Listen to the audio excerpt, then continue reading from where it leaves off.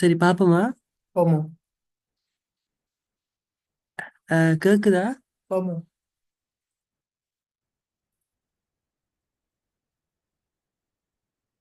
Hello, கேக்குதா? Honda கேக்குற. ஆ, 4 பேர் தான் நிக்கிறோம். 4 பேர் தானே, மிச்சாக்கள் எங்க? இன்னும் ஒரு 2 3 நிமிஷம் பார்த்துட்டு தொடங்க தொடங்குது. ஆ ஆ ஆ போட்டியா?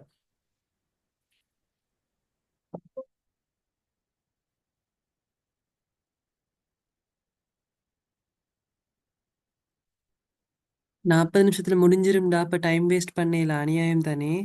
ஒரு okay record okay record okay. பண்றேன். ஓ பாப்போம். 4 5 4 3. Okay. Right, okay. Screen share பண்ணிருக்க விளங்குதா? இவ்வளவு. ஓகேடா, ஓகே.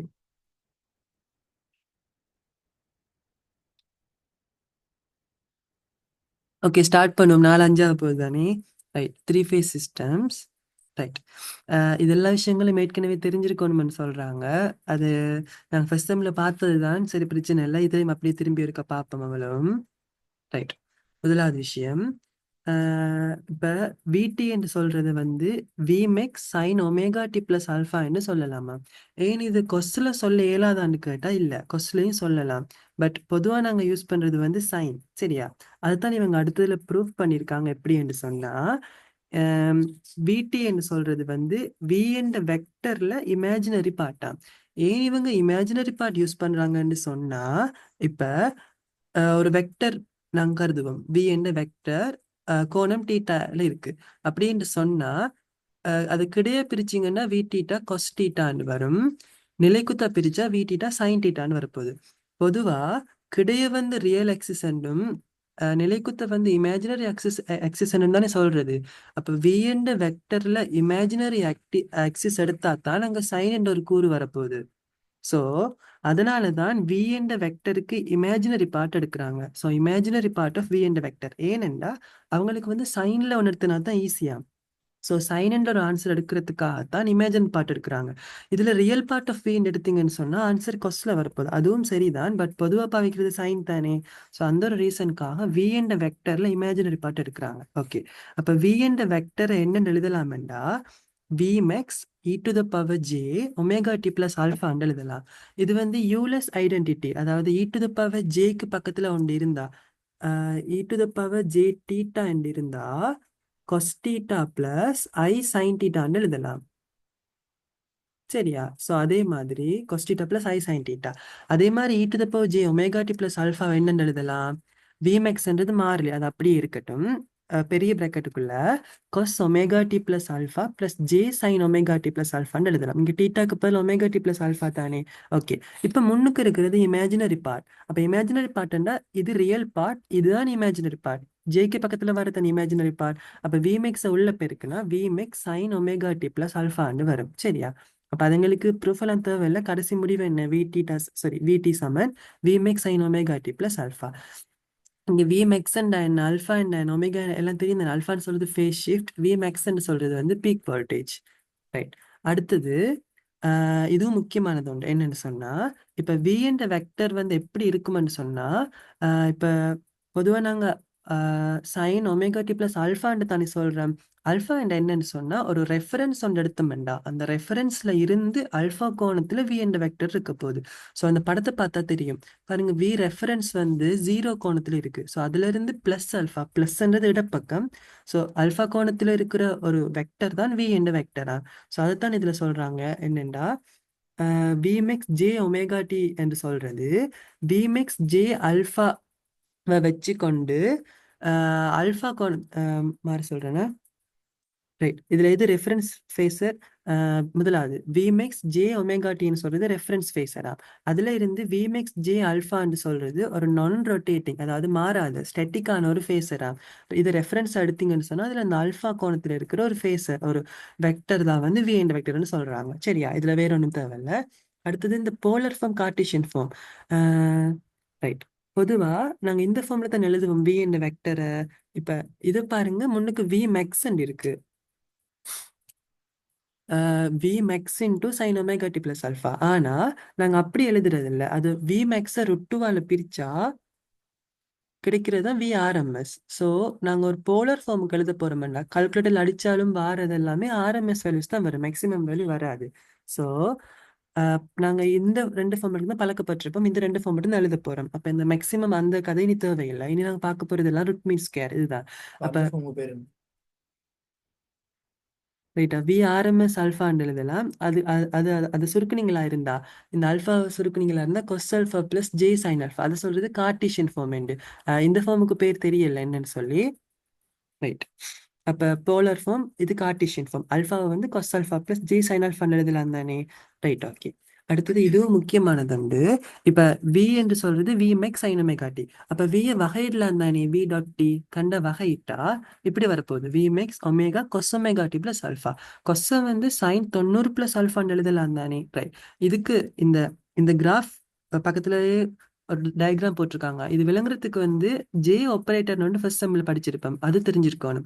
என்னன்னு சொன்னா, இப்ப இந்த கோட்ல வந்து நீங்க ஒரு வெக்டர் வியை குறிச்சிங்களா இருந்தா, இதுல வந்து ஜே இன்டூ வி வெக்டர் 90 பாகையால் திருப்பினீங்களா இருந்தா, அது இன்னொரு 90 பாகையால் திருப்பினீங்களா இருந்தா ஜே ஸ்கியார்ட் வி வெக்டர். அப்ப ஜே ஸ்கியார்ட்னு சொல்றது -1 தானே. அப்ப மைனஸ் வி என்று வரப்போகுது, சரிதானே. இது பிளஸ் வி என்று சொன்னா இங்க இருக்கிறது மைனஸ் வி தானே. ரைட்.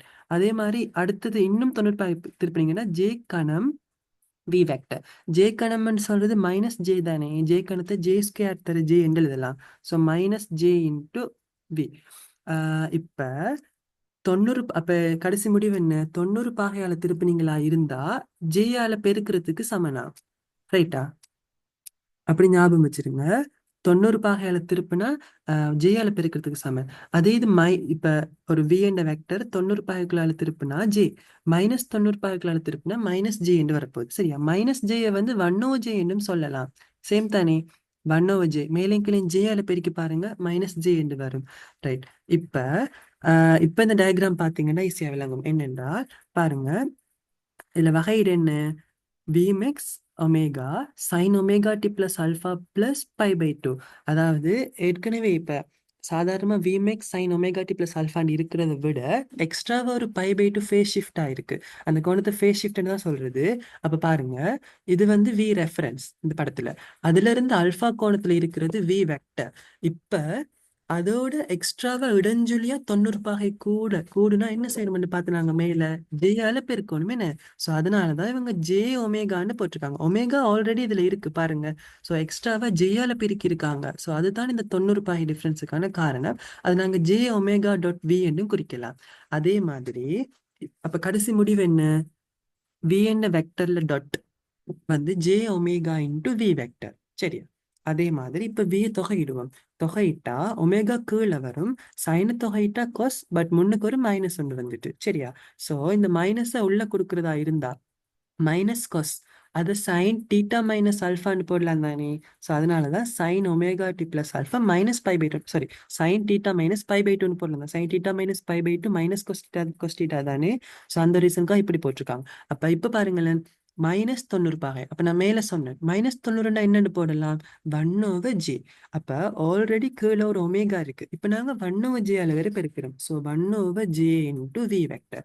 அதே நேரம் 1/(j) என்று சொல்றது என்னது, 1/(j) சொல்றது -90 பாகையும் கூட. சோ இங்க பாருங்க, இடஞ்சுழியா 90 பாகையில போட்டிருக்காங்க. அதான் இது. அதே நேரம் இப்ப வி என்ற வெக்டரை ஒமேகாவால பெருக்கிறதும் 1/(ஒமேகாவால பெருக்கிறதும் பருமன் பாருங்க. இதுல பருமன் பெருசா இருக்கும், ஒமேகான்றது பிளஸ் கணியம். சோ இவர்ல பருமன் பெருசா இருக்கும். சோ அந்த ஒரு ரீசனுக்காக இந்த கோட்ல நீளத்தை பாருங்க, இது பெரிய நீளமா இருக்கு, இது சின்ன நீளமா இருக்கு. ரைட். அந்த வி என்ற வெக்டரை விட இது நீளத்துல பெருசா இருக்கு, இது நீளத்துல சின்னதா இருக்கு. ரைட், ஓகே தானே.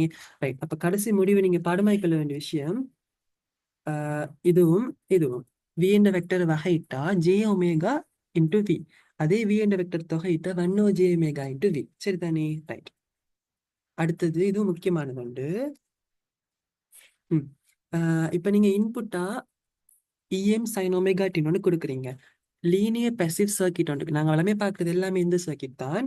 லீனியர் என்று சொன்னா என்னன்னு சொன்னா, இப்ப நீங்க இதுக்கு ஒரு ஃப்ரீக்வன்சி இருக்கும். இப்ப நீங்க ஒரு வேவ் ஒன்று அனுப்புறீங்கன்னா அதுக்கு ஒரு ஃப்ரீக்வன்சி இருக்குன்னு தானே.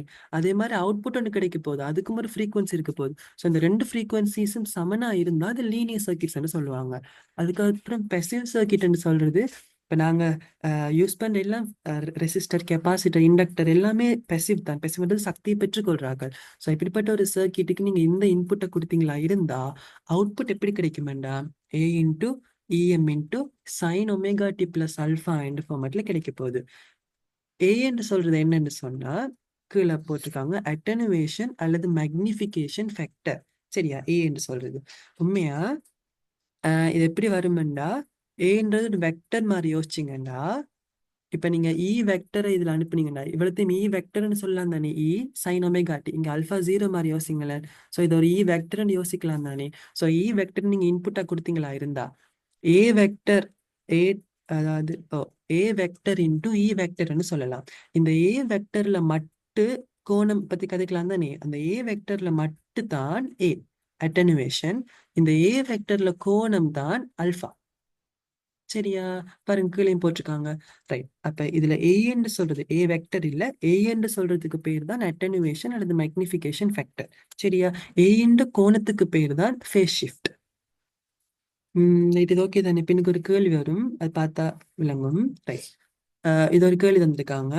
இதுல என்ன கேட்குறாங்கன்னா, ஏஐ கண்டுபிடிக்கவாம், அதாவது ஏ என்ற வெக்டரை கண்டுபிடிக்கவாம். ஏ என்ற வெக்டரை கண்டுபிடிக்கலாம், அதுல மேக்னிடியூட் ஃபேஸ் ஆங்கிளையும் கண்டுபிடிக்கலாம். மேக்னிடியூட் என்னது, ஏ வெக்டர் மட்டு இது அல்ஃபா.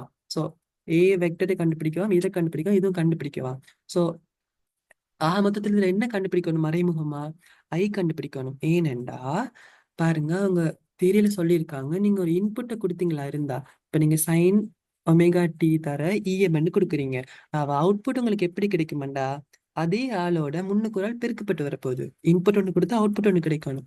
ஸோ இப்படி அதே மாதிரி இங்க யோசிச்சிங்கன்னா, இங்க என்ன இன்புட் கொடுக்குறீங்க, விஎஸ்ன்னு ஒரு வோல்டேஜ் தான் இன்புட் கொடுக்குறீங்க. ஆனா அவுட்புட் அவங்களுக்கு என்னவா கிடைக்குது, கரண்ட் கிடைக்குது. இந்த பாருங்க ஆரம்பத்துல சர்க்கிட் மூடாம இருக்கு, இப்ப சர்க்கிட்டை மூடணும்னே உள்ள ஒரு கரண்ட் உருவாக போகுது. ஸோ இங்க இன்புட் வந்து விஎஸ் என்ற வோல்டேஜும், அவுட்புட் வந்து ஐடி என்ற ஒரு கரண்ட்டும் வரப்போகுது. அப்ப ஐடியை நாங்க என்னத்துல உணர்த்தணும், ஏ தர விஎஸ் உணர்த்தணும். விளங்குதா? ஏ வெக்டர் தர விஎஸ்என் உணர்த்தணும். ஸோ என்ன கண்டுபிடிக்கணும், ஐடி கண்டுபிடிக்கணும். அப்ப ஐடி கண்டுபிடிக்கிறது தான் உங்களை நோக்கமா இருக்கணும் இந்த கேள்வியில. ஸோ ஐடி கண்டுபிடிக்கணும்டா, தரவு தந்திருக்காங்க, ஃபர்ஸ்டா ஜெட் கண்டுபிடிப்போம். என்ன ஐடி கண்டுபிடிச்சு ஜெட் தான் கண்டுபிடிக்கணும். ஸோ டோட்டல் ஜெட்டை ஃபர்ஸ்டா கண்டுபிடிச்சிருக்காங்க. இப்ப கண்டுபிடிக்க ஒரு காம்ப்ளெக்ஸ்ல வந்திருக்கு. அப்ப அதை வச்சுக்கொண்டு வி ஐயால பிரிச்சிங்கன்னா உங்களுக்கு, சாரி வி ஜெட்டால பிரிச்சிங்கன்னா ஐ கிடைக்கும் தானே. இப்ப ஐ எப்படி வந்திருக்குன்னு பாருங்க, இந்த ஃபார்மேட்ல வந்திருக்கு. அப்ப நாங்க பார்த்த தியரி வந்து ஓகே, ஏன் வி சைன் ஒமேகா டியை போல முன்னுக்கு ஒரு ஆள் பெருக்கப்படுறார். ஸோ அவர் தான் என்ன சொல்லுங்க பாப்போம், ஏ என்ற வெக்டர். அப்ப இவ்வளவும் ஏ என்ற வெக்டர். சரிதானே, ஏ என்ற வெக்டர். இனி அந்த வெக்டர்ல மட்டும் கோணம் கண்டுபிடிக்கலாம் தானே. மட்டும் கண்டுபிடிக்கிறது எப்படி, ரொட்டுக்குள்ள அதுல ரெண்டு பேர்ல வர்க்கத்துல கூட்டுத்தொகை, அதே மாதிரி கோணம் எப்படி கண்டுபிடிங்க, டேன் இன்வர்ஸ் இந்த பெருமதியின் கீழ் இந்த பெருமதி. ஸோ அப்படி கண்டுபிடிச்சா அதை நாங்க இந்த ஃபார்மெட்லயும் எழுதலாம். மட்டு தர அந்த கோணம் அல்ஃபாவை வந்து இந்த முன்னூறுட்டியோட கூட்டுறது. சரி, அதானே அல்ஃபா. ரைட். அப்ப இப்படியும் எழுதலாம். சரியா? அடுத்தது three phase system. Three phase system என்றால் என்னன்னு தெரியும் தானே. நாங்க இப்ப த்ரீ வே சிஸ்டம் இருக்கு, three phase four way system இருக்கு, இருக்கு. ஃபோர் வேர்ன்னு சொல்றது எக்ஸ்ட்ரா அந்த நியூட்ரலா போறது, அது ஏற்கனவே தெரிஞ்ச விஷயம் தானே, அது பின்னுக்கு கீழே கீழே வரும் சொல்றேன். அடுத்தது ஏன் வந்து three phase only three phase பாவிக்கிறதுன்னு சொல்றாங்க. ரைட். இதுல முதலாவது இந்த ரெண்டாவது வசனத்தை பாருங்க, முதலாவது விட்டுட்டு என்ன சொல்றாங்கன்னா, இப்ப ஒரு சிங்கிள் ஃபேஸ் எடுத்தோம்னா ஒரு சிங்கிள் ஃபேஸ்ல வந்து ரெண்டு வயர் இருக்கும். இப்ப இதோட இன்புட் இதோட இம்பிடன்ஸா கொடுத்தீங்களா இருந்தா அதை போறதுக்கு ஒரு வயர், கரண்ட் வாரத்துக்கு ஒரு வயர், ரெண்டு வயர் இருக்கு. ஸோ ஒரு சிங்கிள் ஃபேஸ்ல வந்து ரெண்டு வயர். சரியா? இப்ப இந்த சிங்கிள் ஃபேஸ்ல பவர் பின்னு எடுத்தீங்களா இருந்தா த்ரீ, அதே மாதிரி இப்ப த்ரீ ஃபேஸ் யோசிங்க, த்ரீ ஃபேஸ்ல பவர் என்ன, 3 பி. இப்போ ஒரு சமச்சீரான த்ரீ ஃபேஸ் எடுத்தீங்கன்னு சொன்னா அங்க மொத்தம் எத்தனை வயர் இருக்கும்? 3 வயர் இருக்கும். இங்க பாருங்க 2 வயரால பி என்ற பவர் கேரி பண்ணப்படுது. ஆனா இங்க 3 வயரால 3P என்ற பவர் கேரி பண்ணப்படுது. அப்போ ஒரு வயரை கூட்டுறதன் மூலமா பவரை வந்து ட்ரிபிள் மடங்கா மாத்தலாம். சோ இது வந்து மிகப்பெரிய ஒரு அனுகூலமா இருக்க போகுது. So அதான் 2வது வசனத்துல சொல்றாங்க. சரியா? ரைட். அடுத்தது வந்து இந்த 4, 6, 12 ஃபேஸ்ல இன்னைக்கு கூட்டி கொண்டு போனா காம்ப்ளெக்ஸா இருக்குமா?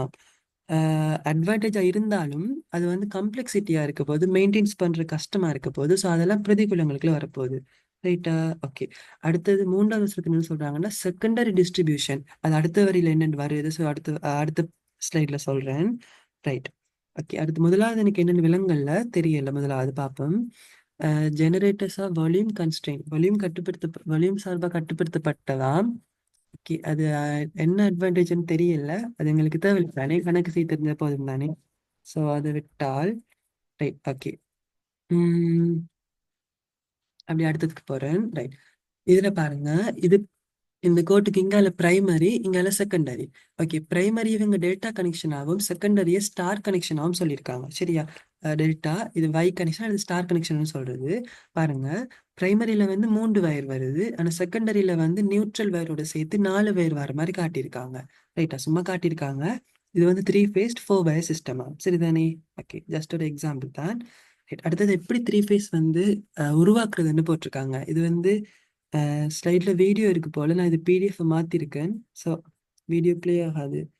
ஒரு படிப்புக்குள்ள இது வீடியோ போட்டு நினைக்கிறேன். ரைட். இது எப்படி 3 ஃபேஸ் உருவாக்குறதுன்னு போட்டிருக்காங்க. ஸோ அது தேவையில்லை எங்களுக்கு. ரைட். இது வந்து 3 ஃபேஸ் ஜெனரேஷன். ரைட். அடுத்தது ஒரு பேலன்ஸ்ட் 3 ஃபேஸ் சிஸ்டம். பாருங்க, இது நியூட்ரல் ஆர் பி வை. பொதுவா ஆரை வந்து இப்படி குறிக்கிறது வை பி. அதாவது பொதுவா ஆர் வந்து ஆங்கிள் 0 மாதிரி யோசிக்கிறது. அப்ப பி வந்து ஆங்கிள் என்னவா இருக்கும்? இடைஞ்சொலி அளக்கிறதுனால பிளஸ் 120 பாகை. அதாவது வி 0, வி 120 பாகை. இது வந்து வி மைனஸ் 120 பாகை. வலஞ்சொலி அடைந்த மைனஸ் தானே, 120 பாகை. ரைட். ஓகே. இப்ப இந்த விஆர், விபி, விவை இவங்களை சொல்றது ஃபேஸ் வோல்டேஜ். அதாவது இப்ப விஆர்என் அம்மா என்ன அர்த்தம்? ஆருக்கும் எண்ணுக்கும் குறுக்கான அழுத்தம் தானே. ஸோ அதான் விஆர்என், விவைஎன், விபிஎன் சொல்றாங்க. இதெல்லாம் வந்து ஃபேஸ் வோல்டேஜுக்குள்ள வரப்போகுது. அதே மாதிரி லைன் வோல்டேஜ் நான் என்னன்னு சொன்னா, இப்ப ஆருக்கும் வையுக்கும் பிஇக்கும், ஆருக்கும் பிஇக்கும் அப்படியா நாட்கள் சொல்றது ஃபேஸ் லைன் வோல்டேஜ்னு சொல்றது. இந்த ஃபேஸ் வோல்டேஜ், லைன் வோல்டேஜ் எல்லாத்துக்குமான தொடர்பு எங்களுக்கு நல்லா தெரியும், பெஸ்ஸம்லையும் படிச்சிருக்கோம். அதே விஷயம் திரும்ப கீழேயும் வரப்போகுது. ரைட். இதுல பாருங்க, ஃபேஸ் வோல்டேஜ் 240 சொன்னா, ஏன் லைன் வோல்டேஜ் 415 சொன்னா, 240 √3 பெருக்கி பாருங்க, 415 சொல்லி வரும். அதாவது லைன் வோல்டேஜ் வந்து √3 தர ஃபேஸ் வோல்டேஜ். அது பின்னுக்கு ப்ரூஃப் பண்ணியிருக்காங்க, பின்னுக்கு சொல்றேன். ரைட். ஓகே. இப்போ இது பாருங்க, முதலாவது இது ரெஃபரன்ஸா வி எடுத்திருக்காங்க, அதாவது கோணம் 0. அப்ப பி என்றது வந்து -120, சி என்றது +120. ஓகே. இப்ப நாங்க இது பொதுவா என்ன எழுதுவோம்? இப்ப பிசிஏ விஏ கோணம் +120 தான் எழுத போறோம். இந்த கோணம் +120 இவங்க என்னென்ன போட்டிருக்காங்களா போட்டிருக்காங்கன்னு சொன்னா, கொஸ் 120 பிளஸ் ஜே சைன் 120 எழுதலாம் தானே. அதாவது விஏ தர கொஸ் 120 பிளஸ் ஜே சைன் 120 எழுதலாம். ஸோ அதை சுருக்குனீங்களா இருந்தா இந்த ஆன்சர் உங்களுக்கு வரப்போகுது. ஸோ இது இப்படி காம்ப்ளெக்ஸா பாடமாக்கி வச்சிருக்க தேவையில்லை, உங்களுக்கு இது தெரிஞ்சா தாராளமா காணும். அதே மாதிரி இது -120 பாய்க்கும் அதே மாதிரி போட்டிருக்காங்க. சரியா? அப்ப அதான் இதுல எழுதியிருக்காங்க. விஏ என்று சொல்றது நாங்க α 0 எடுக்கிறோம். விபி -120 +120. அப்படி அதே மாதிரி அதை வெக்டர் ஃபார்மேட்லயும் போட்டிருக்காங்க. அதாவது போலர் ஃபார்ம், கார்டீசியன் ஃபார்ம்லயும் போட்டிருக்காங்க. அது என்னன்னு தெரியும் தானே. ரைட். அடுத்தது ஸ்டார் கனெக்ஷன், டெல்டா கனெக்ஷன். இதுல லைன் வோல்டேஜுக்கும் ஃபேஸ் வோல்டேஜுக்குமான லிங்க். ஓகே. இதுல இப்ப நாங்க சும்மா விஏபியை கன்சிடர் பண்ணுவோம். அப்ப விஏபின்னு சொல்றது விஏ மைனஸ் விபி. விஏ என்றது தெரியும், நாங்க முன்னுக்கு இல்லாட்டி இந்த படத்தையும் பாருங்களேன், கோணம் 0 எடுத்திருக்கோம். ஸோ விபிஹெச் கோணம் 0 மைனஸ் விபி வந்து விபிஹெச் -120 பாகை. இப்போ ஒன்று கழிக்க முதல் கோணத்தை கழிக்க இல்லாது தானே. ஸோ இதனால கார்டீசியன் ஃபார்முக்கு மாத்திருக்காங்க. மாத்த தெரியும் தானே. அதாவது இப்ப -120 கொஸ் -120 பிளஸ் ஜே சைன் -120. ஸோ ரெண்டுமே மைனஸ்ல வந்திருக்கு இதுல. இனி இதை சுருக்கலாம், கூட்டி கழிச்சா இப்படி வரப்போகுது. இதுல இருந்து ஒரு √3 வெளியே எடுத்திருக்காங்க. அதாவது இதுல இருந்து ஒரு √3 வெளியே எடுத்தான்னு வரப்போகுது. √3 பிஹெச் half பிளஸ் சாரி √3 வெளியே எடுத்தா √3/2 பிளஸ் ஜே ஹாஃப் வரப்போகுது. அப்ப இது வந்து 30 பாகைக்குரியது என்ன? tan cos 30 plus J sin 30 தானே? ரைட். அதனால √3 VPH 30 போட்டிருக்கான். இப்ப என்ன ஒரு முக்கியமான விஷயம் என்று சொன்னா, இதுல ரெண்டு விஷயம் எடுத்துக்கொள்ளலாம். ஒன்று வந்து VAB என்றது என்னது? Line voltage. VL ன்னு குறிக்கிறனே. அப்ப VL வந்து கடைசி முடிவு என்ன? √3 மடங்கு VPA என்றுதான் நாங்க ஃபர்ஸ்ட் செம்ல படிச்சோம். அதாவது பருமன் எடுத்தீங்கன்னு சொன்னா VL வந்து VPH விட √3 மடங்கு கூடவா இருக்க போகுது. அதே மாதிரி கோணத்தை பாத்தீங்களா இருந்தா எப்பவுமே லைன் வோல்டேஜ் வந்து ஃபேஸ் வோல்டேஜை விட +30 பாகை, அதாவது இடஞ்சொலி பக்கமும் 30 பாகை கூட தான் இருக்கும். பாருங்க, அதான் ப்ரூஃபும் சொல்லுது. கட்டாயம் 30 பாகை கூடவா இருக்கும். செக் பண்ணி பார்த்தா இப்ப இங்க VBE வந்து -120 பாகை. என்னது? Phase angle, phase. ஆனா இங்க பாருங்க 30 பாகை கூட்டி பாருங்க, -90. அதே மாதிரி இவர் 120 என்று வர வேண்டியவர் 30 பாகை கூடி 150 வரார். எப்பவுமே லைன் வோல்டேஜ் வந்து அந்த ஃபேஸை விட 30 பாகை கூடவா இருக்க போகுது. இந்த படத்தை பார்த்தாலும் விளங்கும் பாருங்க. ரைட். முதலாவது இது வந்து VA, சரியா? VA, அதே மாதிரி இது VC, இது VB. இப்ப நாங்க VAB பார்க்க போறோம். VAB என்றது VA மைனஸ் VB தானே? VA மைனஸ் VB தானே? VA மைனஸ் VB தானே? இந்த மைனஸ் பிளஸ் ஆக்குனீங்களா இருந்தா, அதாவது VA, அதாவது காவி கூட்டல இருந்தானே, அப்ப VA சக மைனஸ் VB. அப்ப இந்த படத்துல பாருங்க, இப்ப இது வந்து VB. அப்ப இதான் என்னது? Minus VB. இதுக்கு சமனான இன்னொரு வெக்டர் சமகாவி இங்க கேர்னீங்களா இருந்தா இது VA, இது மைனஸ் VB. அப்ப இதானே VA மைனஸ் VB இருக்கணும். அப்ப இதான் VA மைனஸ் VB தானே VAB. பாருங்க, VA விட ஒரு குறித்த கோணம் விலகித்தான் இருக்கு. அந்த கோணம் 30 பாகையாம். சோ இந்த கோணம் 30 பாகையா இருக்கும். அதே மாதிரி எல்லாத்துக்குமே இது பொருந்தும். இது பாருங்க VCAன்னு போட்டிருக்காங்க, இது VBCன்னு போட்டிருக்காங்க. ரைட், சரிதானே? ஓகே. அதே மாதிரி டெல்டா கனெக்ஷன். இங்க இன்னொரு முக்கியமான விஷயம் சொல்ல மறந்துட்டேன். லைன் கரண்ட்டும் ஃபேஸ் கரண்ட்டும் சமன். இப்ப இது IA என்று குறிச்சிருக்காங்க தானே, இது ஃபேஸ் கரண்ட் தான். அதாவது A என்ற ஃபேஸ்ல இருந்து வெளிக்கிட்டு போற கரண்ட் தான். ஆனா அந்த கரண்ட் வந்து லைன் கரண்ட் சமனா இருக்கும். அப்ப கடைசி முடிவு நீங்க எடுக்க வேண்டியது IL சமன் IPH மாறாது, VL சமன் √3 VPH. சரியா? கோணத்தை பாத்தீங்களா இருந்தா 30 பாகை, ஃபேஸை விட லைன் வந்து 30 பாகை கூடவா இருக்க போகுது. அது அதுல போட்டிருக்காங்க line current same as phase currents. அப்படியே டெல்டா கனெக்ஷன் எடுத்தீங்கன்னா பொதுவா டெல்டா தேவையில்லை, பட் அதுவும் போட்டிருக்காங்க இதுல. ஸோ அதுவும் படிக்கத்தான் வேணும். டெல்டாக்கு மாறி வரப்போகுது. லைன் வோல்டேஜும் ஃபேஸ் வோல்டேஜும் தான் சமன். அதாவது VL-ம் VPH தான் சமன். அப்ப கரண்ட் எப்படி இருக்கும்? கரண்ட் வந்து √3 மடங்கால மாறப்போகுது. அங்க மாறி இங்க வந்து கரண்ட் தான் √3 மடங்கால மாறப்போகுது. அதுதான் ப்ரூஃப் பண்ணியிருக்காங்க. பாருங்க, இப்ப இதுக்குள்ளால போற கரண்ட் IA, இது A என்ற ஃபேஸ். அப்ப இங்க IB என்ற கரண்ட் போனா இந்த சர்க்கியூட்டுக்குள்ள என்ன கரண்ட் போகும்? இந்த வயருக்குள்ள IA மைனஸ் IB என்ற கரண்ட் போகுது. ஆனா இது வந்து லைன் கரண்ட் தானே, அப்ப அதை IA- போட்டிருக்காங்க. அப்ப IA மைனஸ் IB. அதே மாதிரி இங்கேயும் கழிக்கிறாங்க, கழிச்சு சுருக்க 30 அதே தானே வரப்போகுது. இங்கே சேம் தானே. பாருங்க, √3 IPH 30 பாகை. அப்ப நாங்க இது வந்து லைன் கரண்ட் எடுக்கையும் √3 மடங்கு ஃபேஸ் கரண்ட் 30 பாகை வருது. இங்கே 30 பாகை மாறல. ஆனா IL வந்து √3 IP, இது IP. IL √3 IP. ஆனா மேல வந்து VL தான் √3 VP மாறி வந்தது. சரியா? ஓகே, ஞாபகம் வச்சிருங்க. அடுத்தது இப்ப VAக்கு பாருங்க, IA வந்து ஒரு 5 கோணம் வந்து விலத்தி இருக்கு அப்படின்னு சொன்னா, ரைட், ஓகே. இந்த 5 வந்து சொல்றது வந்து, அதாவது பவர் ஃபேக்டர் கேள்விப்பட்டிருப்பீங்க. பவர் ஃபேக்டருக்கான ஈக்குவேஷன் வந்து கொஸ் தீட்டா. இந்த தீட்டாக்கு பல அவங்க 5 யூஸ் பண்ணியிருக்காங்க. 5ன்றது என்னன்னு சொன்னா, நீங்க இப்ப VAக்கும் IAக்கும் இடைப்பட்ட கோணம், அல்லது VBக்கும் IBக்கும் இடைப்பட்ட ஏதாச்சும் நாங்க ஒரு ஃபேஸை தானே கன்சிடர் பண்ணுவோம். அப்ப அந்த ஃபேஸ்ல இப்ப நீங்க இந்த ஃபேஸை மட்டும் கன்சிடர் பண்ணீங்களா இருந்தா அந்த VAக்கும் IAக்கும் இடைப்பட்ட கோணம் தான் 5. அப்ப கொஸ் 5 தான் பவர் ஃபேக்டர். அப்ப அப்ப பர்ஃபெக்டா காண்ற கேள்விக்கு இந்த 5 யூஸ் ஆக போகுது. அதே மாதிரி என்னது, ஒரு பவர் காண போறீங்களா இருந்தா சிங்கிள் ஃபேஸ்ல பவர் 3 மடங்கால பெருக்க வர்றதுதான் 3 ஃபேஸ் பவர். அது பவர்ல அப்படியே கீழே திரும்ப வரும். ஸோ நான் இதுல மினக்கடையில கீழே சொல்றேன். Right, okay. இந்த இருக்கு பவர். பவர் வந்து தனி ஒரு சிங்கிள் ஃபேஸ்ல ஆக்டிவ் பவரை பத்தி கழிச்சிங்களா இருந்தா விபிஹெச் ஐபிஹெச் கொஸ்பை அதை மூன்றால பெருக்க வர்றது மொத்த பவர். சரி தானே, மொத்த பவர்.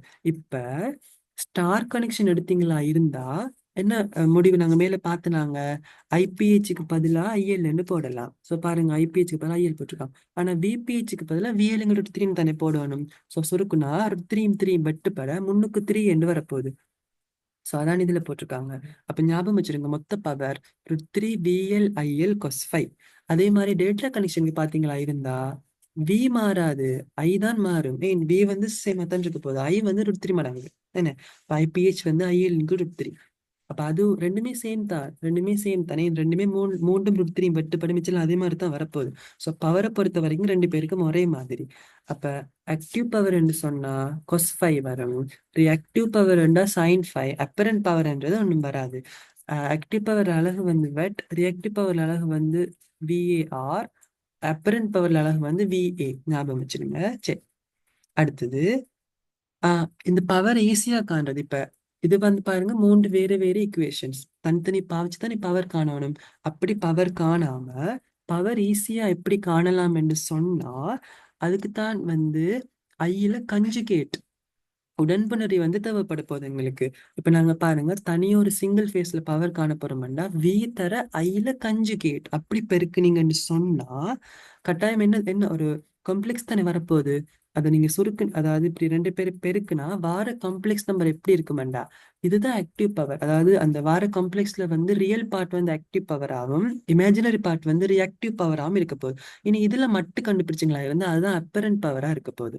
சரியா, எக்ஸாம்பிள் ஒன்று பாருங்க.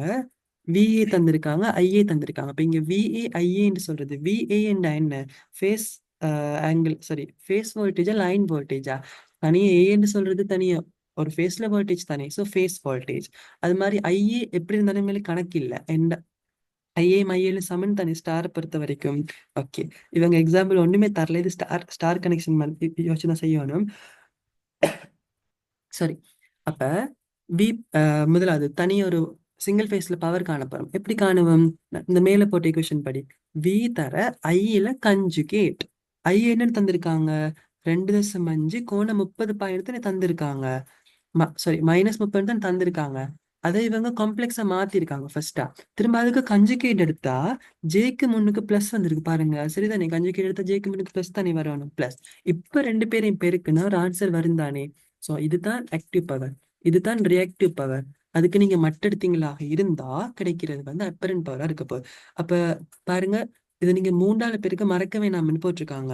ஏன் மூன்றால பெருக்கினது டோட்டல் பவர் கிடைக்கும். நாங்க பார்த்தது சிங்கிள் ஃபேஸுக்கெல்லோ, ஏன் அவங்க தந்தது விஏ சிங்கிள் ஃபேஸ் தான். இது நீங்க ஒரே அடியா √3, இதை நீங்க ஒரே அடியா √3 V தர I ஸ்டார்ன்னு போட்டு செய்யலாம். செஞ்சீங்க √3 VL தர IL ஸ்டார்ன்னு போட்டு செஞ்சீங்களாக இருந்தா ஸ்ட்ரெயிட்டா உங்களுக்கு டோட்டல் பவரே கிடைக்க போகுது.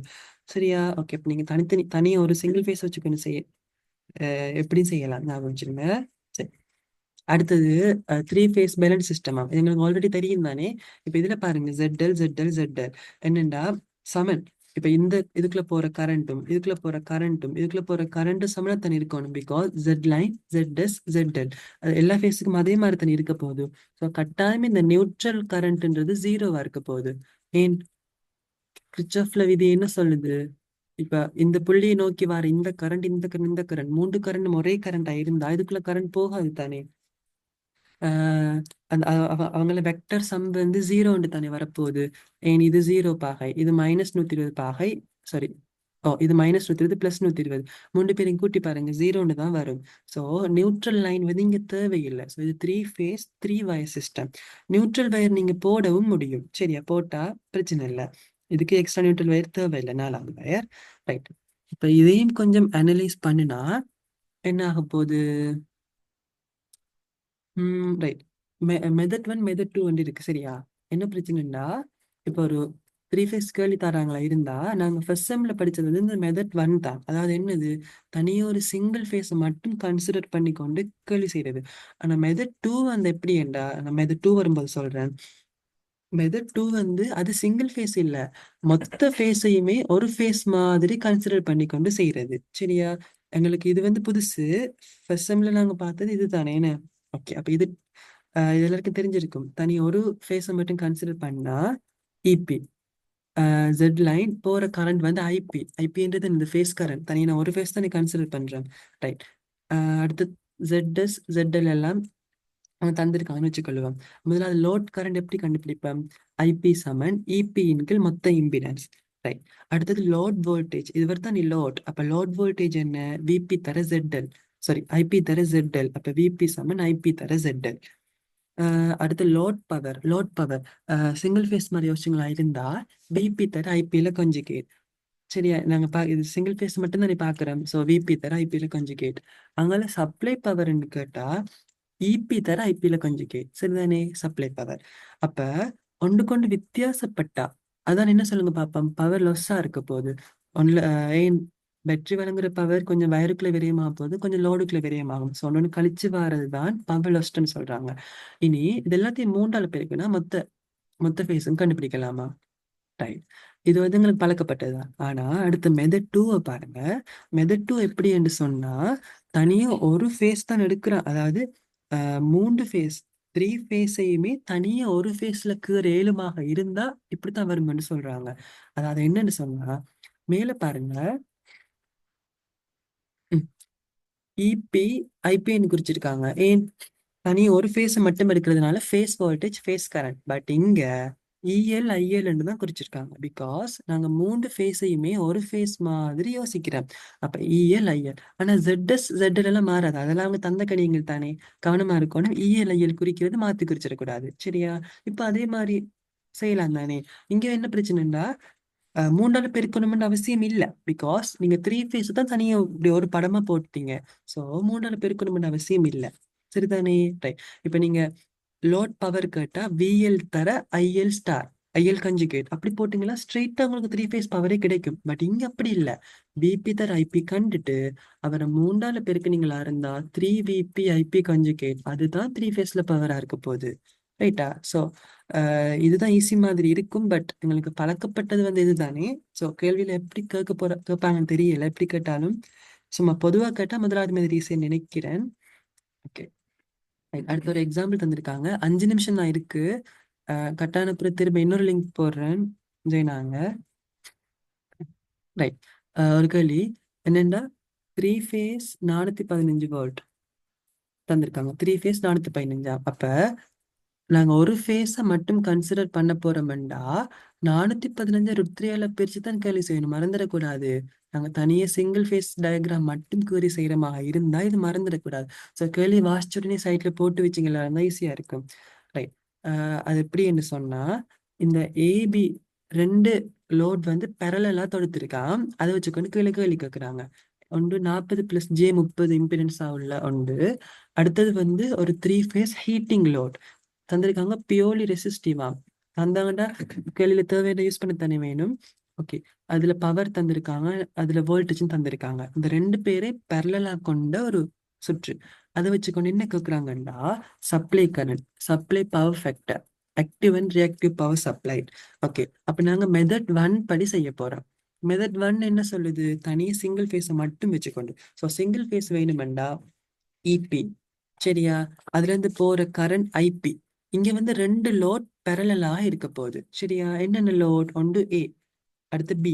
ஏன்றது என்ன சொல்றாங்க? சரி, அது ZL1 போற கரண்ட் IP1.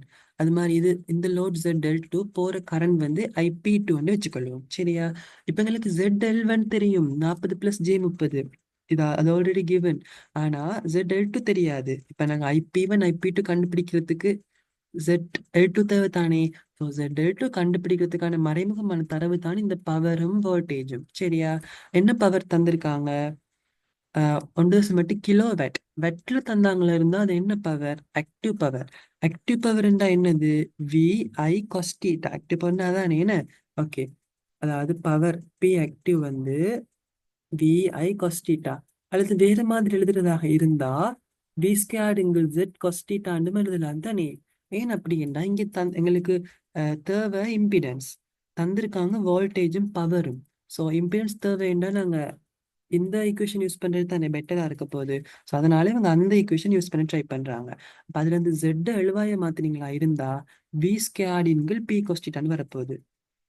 Z சமன் V ஸ்கேடின் கீழ் P மேல கொஸ்டீட்டான்னு வரப்போகுது. சரியா? அப்ப ரைட். இங்க V என்று சொல்றது என்னது? ஃபேஸ் நாங்க பாவிக்க போறது இந்த இவருக்கு, இந்த L2 என்ற லோடுக்கு பார்க்க போறோம். அப்ப V என்று சொல்றது என்னது? ஃபேஸ் வோல்டேஜ் தான் போடணும். நாங்க கீறின படம் வந்து சிங்கிள் ஃபேஸுக்கு. ஸோ அதனால அவங்க 400 வோல்ட்னு தந்திருக்காங்க. என்னன்னா பாருங்க கேள்வியில, three phase heating load, three phase heating லாட்னு சொல்லிட்டு 1.8 கிலோவாட்டும் 400 வோல்ட்டும் தந்திருக்காங்க. ஸோ அவங்க தந்தது த்ரீ ஃபேஸுக்கு, நாங்க கீறி இருக்கிறது சிங்கிள் ஃபேஸுக்கு. ஸோ √3ஆல பிரிக்க மறக்கக்கூடாது. ஸோ அதனால 400 √3ல வர்க்கம், அதாவது V வர்க்கத்துக்கு பதிலாக 400 √3ல வர்க்கம் போட்டிருக்காங்க. கீழே பவருக்கு பதிலாக 600 தான் போடணும். ஏன்னா 1800ன்னு சொல்றது three phase power, single phase power வந்து 600. அப்ப இந்த கொஸ்டேட்டா பார்ட் மிஸ் ஆயிட்டே, அது என்னன்னு யோசிச்சா அவங்க தந்திருக்காங்க பியோர்லி ரெசிஸ்டிவ். பியோர்லி ரெசிஸ்டிவ் என்று சொன்னா வியும் ஐயும் வந்து, அதாவது டீட்டா வந்து ஜீரோவாம்.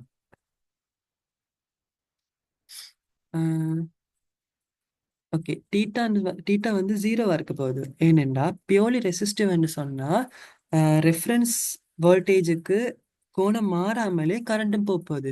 இப்போ டீட்டா ஜீரோ, அப்போ கொஸ்டீட்டா என்னன்னு வரப்போகுது? ஒன்று. அதனாலதான் கொஸ்டீட்டான பாட்டை மிஸ் பண்ணியிருக்காங்க. சரியா? அப்போ அதை சுருக்குனா உங்களுக்கு Z L2 கிடைக்கும்.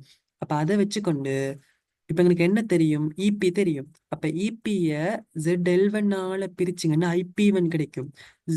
இபிய ZL2ஆல பிரிச்சிங்கன்னா IP2 கிடைக்கும். அந்த ரெண்டு பேர்ல கூட்டுத்தொகையும் தான் நீ மொத்த கரண்ட். ஸோ அதுதான் இவங்க அடுத்த வரல ஸ்டேட்டஸ் செஞ்சிருக்காங்க. ஸோ மொத்த கரண்ட் கண்டுபிடிச்சிருக்காங்க. அடுத்த பவர் ஃபேக்டர் கேட்டா, பவர் ஃபேக்டர் சொல்றது என்னது?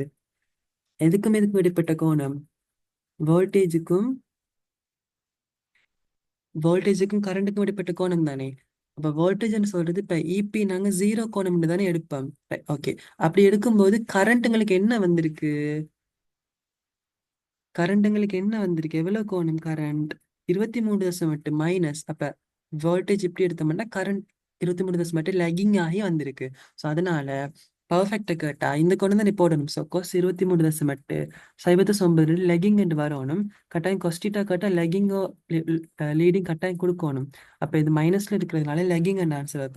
ஓகே, கட்டாக போது திரும்ப ஜாயின் ஆகுங்க.